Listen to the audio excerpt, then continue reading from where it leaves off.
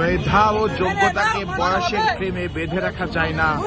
জনপ্রশাসন সংস্কার কমিশনের সুপারিশ বাস্তবায়ন চেয়ে চাকরিতে প্রবেশের বয়স সীমা 35 চেয়ে আবারও আন্দোলনে নেমেছেন 35 প্রত্যাশী চাকরি প্রত্যাশী শিক্ষার্থী সমাবেশ। শিক্ষার্থীরা যারা কিন্তু আমরা দেখতে পাচ্ছি আজ রাজধানীর শাহবাগের জাদুঘরের ঠিক সামনে তারা অবস্থান করছিলেন এবং অবস্থানের ফলে তারা কিন্তু এখানে একটি শিক্ষার্থী সমাবেশের ডাক দিয়েছিলেন এবং সেই শিক্ষার্থী এই সমাবেশে তারা সকলেই যুক্ত হয়েছিলেন। হঠাৎ কি হয়েছে মাইকের আপু আপনাদের? হঠাৎ মাইকের কি হয়েছে আজকে শিক্ষার্থী সমাবেশ? মাইক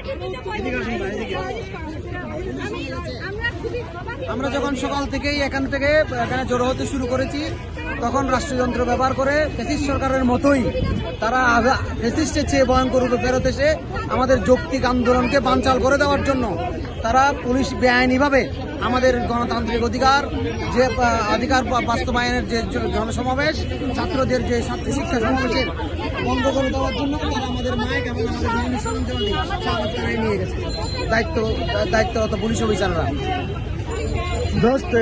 দর্শক ঠিক যেমনটাই শুনছিলেন যে তাদের এই আন্দোলনের যে মাইক এবং যা কিছু ছিল তাদের প্রজ্ঞাপনের বিলবোর্ড সেগুলো নাকি শাহবাগ থানা কর্তৃক জব্দ করা হয়েছে এবং শাহবাগ থানায় পুলিশ কর্তৃক জব্দ করে তা শাহবাগ থানায় হস্তান্তর করা হয়েছে বলে জানান কিন্তু আন্দোলনকারীরা বলছেন দীর্ঘ 13 বছরের এই আন্দোলন তারা কখনোই বৃথা যেতে দিবেন না।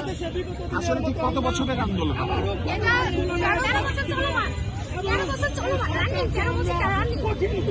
32 চেয়ে কেউ 32 মেনে নিয়েছে, এটা কি সত্য?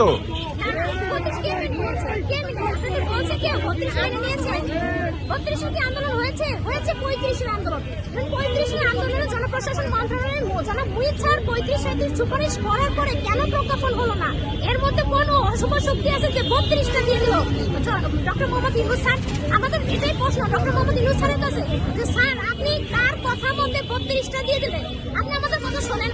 আপনি বলছেন 80 বছরের একজন মানুষ তার মেধাকে দেশে কাজে লাগাতে পারবে, একজন 5 বছরের শিশু তার মেধাটাকে কাজে লাগাতে পারবে। তাহলে আমরা কি বৃদ্ধ হয়ে গেছি? আমরা কি বুড়ো হয়ে গেছি? আমাদের কথা কেন আপনারা মানছেন না? আমাদের কথা কেন শুনছেন না? আমরা চাই যে স্যার আমাদের কথা শুনুন, স্যার মুহিত স্যারের সুপারিশটা প্রজ্ঞাপন করে দিন, এটাই আমাদের চাওয়া। আপনাদের দাবি যদি আজকে মেনে না হয় তাহলে আপনারা কি করবেন? মেনে না হয় আমরা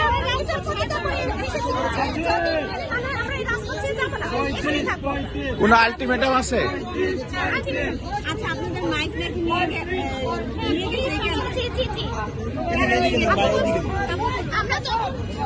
আমি সাংবাদিকদের মাধ্যমে অত্যন্ত ঘৃণার সাথে জানাচ্ছি দেশবাসীকে যে প্রথমে আমাদের পুলিশ ভাইরা আমাদেরকে সহযোগিতা করার কথা, সেখানে তো সহযোগিতা করা দূরের কথা, আমাদের হাত মাইটুকু নিয়ে গেছে।